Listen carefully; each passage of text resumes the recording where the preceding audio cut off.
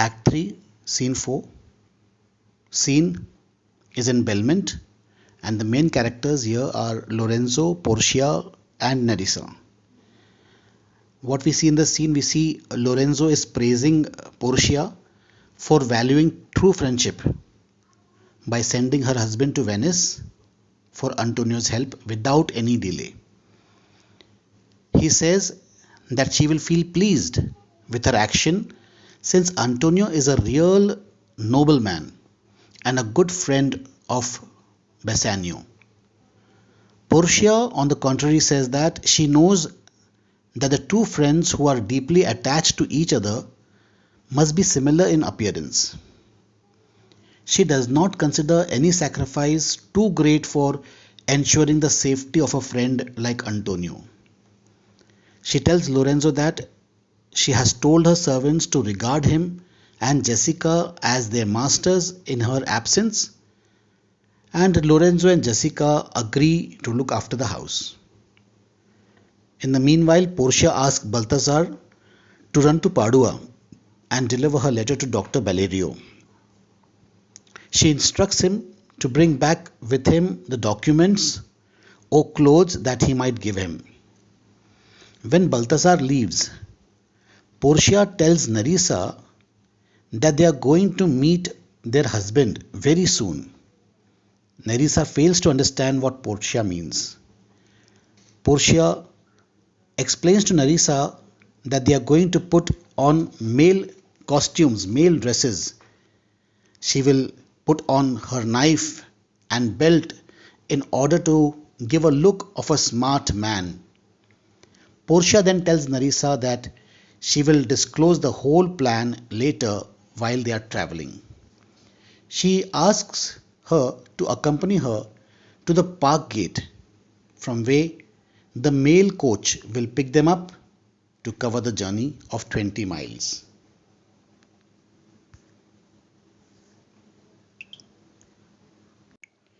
In this scene, we discover new shades in the personality of Portia. So far, we have known that she is a woman having all the graceful womanly virtues. But here we find that she is a woman of quick decision and determined action.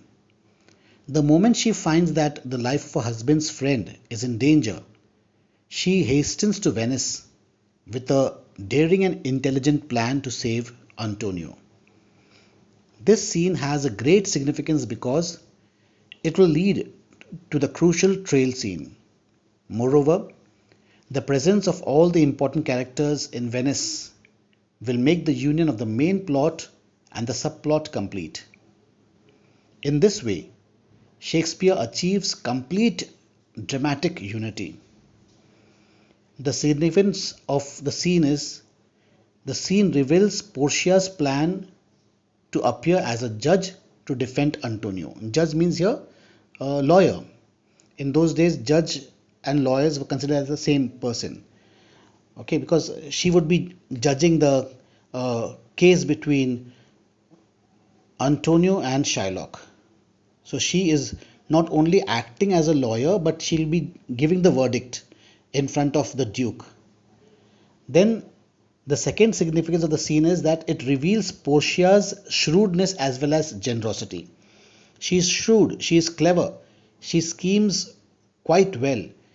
She gives enough opportunity to Shylock to withdraw the case, and when Shylock is adamant that he wants nothing else but what is written in the bond, at that time she entraps Shylock in his own plan, in his own scheme, and then we see Portia's courage and the way she astonishes Lorenzo. Okay. The scene set in Belmont, a room in Portia's house. Enter Portia, Nerissa, Lorenzo, Jessica, and Balthazar. Balthazar is Portia's trusted servant who is very quick, who is very fast. In those days, they had to deliver the letters either on horseback or through runners. So Balthasar is one of those persons who is very apt in his work. Lorenzo. Madam, although I speak it in your presence, you have a noble and a true conceit of godlike amity, which appears most strongly in bearing thus the absence of your lord. But if you knew to whom you show this honour, how true a gentleman you send relief, how dear a lover of my lord, your husband, I know you will be prouder of your work than customary bounty can enforce you. Portia. I never did repent for doing good, nor shall not now. For in companions that do converse and waste the time together, whose souls do bear an equal yoke of love, they must be needs a like proportion of lineaments, of manners, and of spirit, which makes me think that this Antonio, being the bosom lover of my lord, must need be like my lord. If it be so, how little is the cost I have bestowed in purchasing the semblance of my soul from out the state of hellish cruelty. This comes too near the praising of myself, therefore, no more of it. Here are the things, Lorenzo. I commit into your hands the husbandry and manage of my house, until my lord's return. For my own part, I have towards heaven breathed a secret vow to live in prayer and contemplation, only attended by Nerissa here, until her husband and my lord's return. There is a monastery 2 miles off, and there we will abide. I do desire you not to deny this imposition, the which my love and some necessity now lays upon you. Lorenzo. Madam, with all my heart, I shall obey you in all fair commands. Portia. My people do already know my mind, and will acknowledge you and Jessica in place of Lord Bassanio and myself. So fare you well till we shall meet again. Lorenzo. Fair thoughts and happy hours attend on you.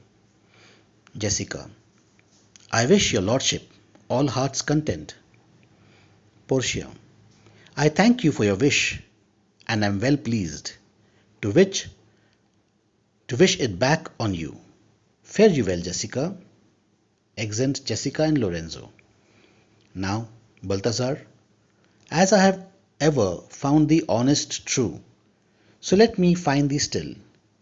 Take the same letter, and use thou all the endeavour of a man in speed to Padua. See thou render this into my cousin's hand, Dr. Valerio, and look what notes and garments he doth give thee. Bring them, I pray thee, with imagined speed, unto the Trajet, to the common ferry, which trades to Venice. Waste no time in words, but get thee gone. I shall be there before thee. Balthazar. Madam, I go with all convenient speed. Exit. Portia. Come on, Nerissa. I have work in hand that you yet know not of. We'll see our husbands before they think of us. Nerissa. Shall they see us? Portia. They shall, Nerissa, but in such a habit that they shall think we are accomplished with that we lack. I'll hold thee any wager, when we are both accoutered like young men. I'll prove the prettier fellow of the two, and wear my dagger with a braver grace, and speak between the change of man and boy, with a reed voice, and turn two mincing steps into a manly stride, and speak of freres like a fine bragging youth, and tell quaint lies, how honourable ladies sought my love, which I denying, they fell sick and died. I could not do withal then, I'll repent, and wish for all that I had not killed them. And 20 of these punny lies I'll tell, that men shall swear, I have discontinued school above a 12-month. I have within my mind 1,000 raw tricks on these bragging jacks, which I will practice. But come, I'll tell thee all my whole device when I am in my coach, which says which stays for us at the park gate, and therefore haste away, for we must measure 20 miles today.